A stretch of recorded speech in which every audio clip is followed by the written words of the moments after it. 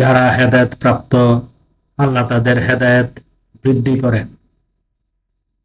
স্থায়ী সৎকর্ম আপনার রবের কাছে প্রতিদান ও পরিণাম হিসাবে শ্রেষ্ঠ।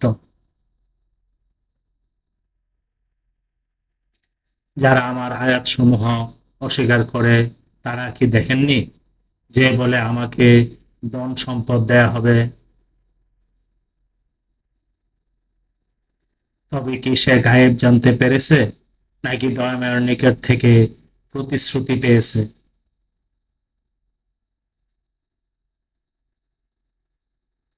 কখনো না। সে যা বলে আমি তা লিখব এবং তার শাস্তি বৃদ্ধি করব। তাকে স্বীয় কথার অধিকারী করব, আমার কাছে একা আসবে। আয়াত ৭৬ থেকে ৮০, সূরা মারিয়াম, আল কোরআন।